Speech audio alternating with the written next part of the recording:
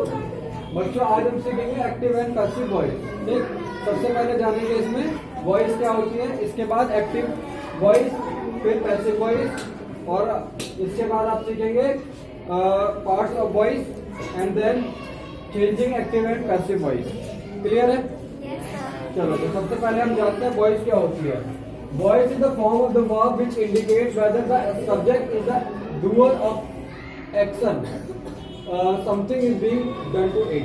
मतलब ये कि वॉइस जो है वर्ब की ऐसी फॉर्म है जो ये बताती है कि सब्जेक्ट क्या है, डूअर है इसका वर्ब का, उसके अलावा या फिर ये बताती है कि क्या किया जा रहा है, क्या काम किया जा रहा है। ठीक है, something is being done to it.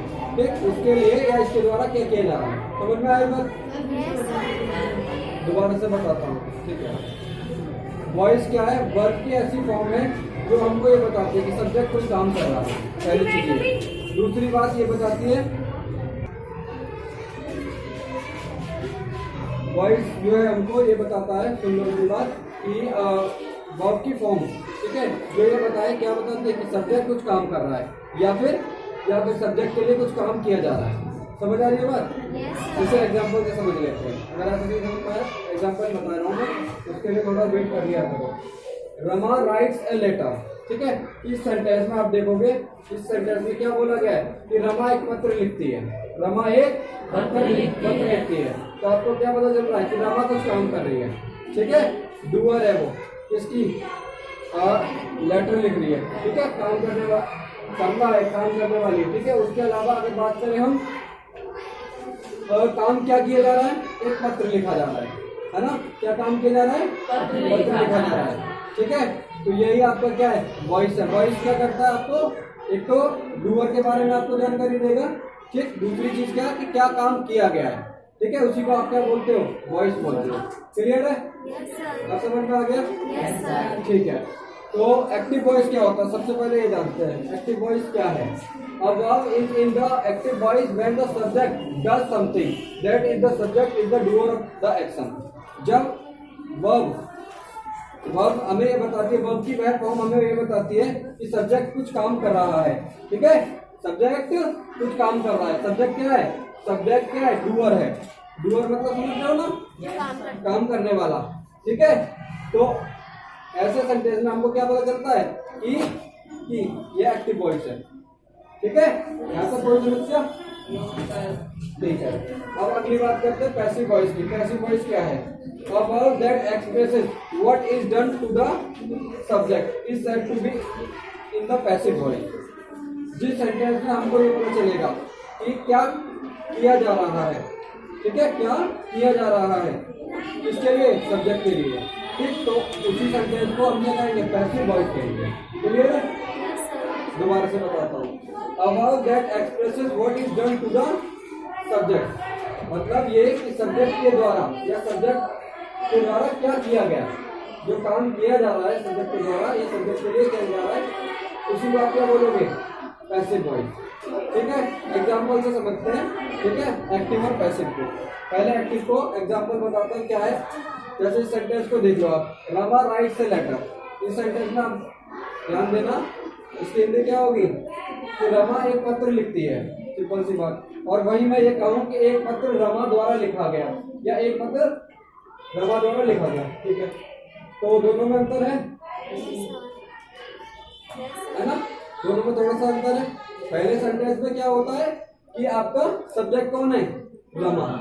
ठीक है, और दूसरे सेंटेंस में जो मैंने बोला उसमें सब्जेक्ट क्या बन जाता है, लेटर बन जाता है, एक पत्र। समझ आया? दोबारा से ध्यान दो, मैं हिंदी में बोल रहा हूँ, हिंदी में थोड़ा सा समझ लेना, फिर उसके बाद इंग्लिश में बोलता हूँ। ठीक, Rama writes a letter. Rama writes a letter, इसमें सब्जेक्ट क्या है, रमा है। ठीक है, इसमें सब्जेक्ट रमा है और जो ये बता रहा है कि रमा क्या है, काम कर रही है। ठीक है, रमा पत्र लिख रही है। रमा क्या है, डूअर है, तो इसलिए ये क्या है, एक्टिव वॉइस है। इतनी बात समझ आई? ठीक है, वही मैं लिखता हूँ क्या कि a letter is written by Rama. अब इसमें ध्यान देना, कि सब्जेक्ट कौन सा है, कोई बताएगा? ए लेटर, ठीक है, ये सब्जेक्ट है, इसमें क्या है? सब्जेक्ट है, यानी आपका ऑब्जेक्ट जो था वो चेंज होकर के क्या बन गया? सब्जेक्ट, और जो सब्जेक्ट था वो क्या बन गया? ऑब्जेक्ट, ठीक है। रमा एक पत्र लिखती है और एक पत्र रमा द्वारा लिखा गया, ठीक है, दोनों बातों में थोड़ा सा अंतर है, ठीक। पहले सेंटेंस में हमको ये पता चल रहा है रमा काम कर गया, दूसरे सेंटेंस में हमको ये पता चल रहा है कि काम किया गया, ठीक है, किसके द्वारा? रमा के द्वारा। समझ आया नहीं आया? तो यही पैसिव वॉइस और ऊपर वाला मैंने जो बताया ये एक्टिव वॉइस। क्लियर है? यहाँ तक समझ में आया?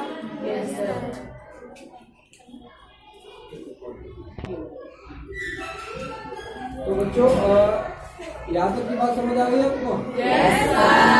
क्लियर है? सबसे पहले हमने जाना वॉइस क्या होता है। वॉइस में हमने ये जाना कि वॉइस में वर्ब की वह फॉर्म जो हमको ये बताती है कि सब्जेक्ट क्या काम कर रहा है, ठीक है। सब्जेक्ट कुछ काम करता है ना, डूअर ऑफ द वर्ब होता है, ठीक। दूसरी चीज पैसिव में हम क्या समझते हैं? पैसिव में हम ये समझते हैं कि सब्जेक्ट के लिए कोई काम किया गया, समझ रहे हो? सॉरी, सब्जेक्ट के लिए या सब्जेक्ट के द्वारा कोई काम किया गया। क्लियर है इतनी बात? चलो, तो ये हो गया आपका एक्टिव पैसिव वॉइस क्या होते हैं, समझ में आ गया होगा। अब बढ़ते हैं क्या कि इनके पार्ट्स क्या होते हैं, ठीक है। जैसे सेंटेंस है रमा राइट्स अ लेटर, इसमें आपने देखा होगा ये है सब्जेक्ट, ठीक है। उसके अलावा ये वर्ब हो गई और ये आपका ऑब्जेक्ट, ठीक है। ये पार्ट्स ऑफ क्या है? एक्टिव पैसिव वॉइस आप कह सकते हैं, ठीक है। सब्जेक्ट, वर्ब और ऑब्जेक्ट। अब इनके बारे में थोड़ी सी बात कर लेते हैं कि व्हाट इज सब्जेक्ट, सब्जेक्ट क्या होता है, कोई बताएगा? अभी थोड़ा पहले मैंने बताया सब्जेक्ट क्या है, कौन बताएगा? सब बता। हर सब्जेक्ट डूअर होता है जो कि कोई काम करता है। हाँ, ठीक। सब्जेक्ट क्या है? डूअर ऑफ द एक्शन, ठीक है। क्लियर है इतनी बात? अब बात करते हैं वर्ब की। वर्ब क्या होती है अर्जुन? सर जी, जो सब्जेक्ट के द्वारा काम किया जाता है हाँ, उसे कोई भी काम सब्जेक्ट के द्वारा जो भी काम एक्शन किया गया है उसी को आप क्या बोलते हो? वर्ब बोलते हो, ठीक। अब बात करते हैं ऑब्जेक्ट, ठीक है। ऑब्जेक्ट कैसे कहते हैं, कौन बताए? गुरु बताओ, ऑब्जेक्ट क्या होता है? सर ऑब्जेक्ट वो होता है सर जो किसी व्यक्ति द्वारा काम किया होता है सर, जैसे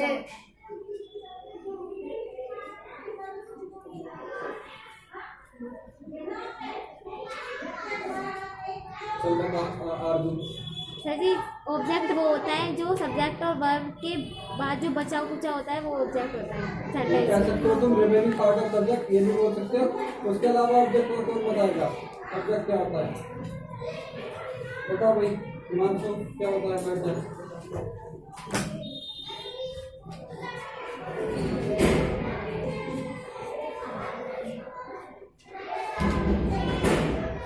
बोलो,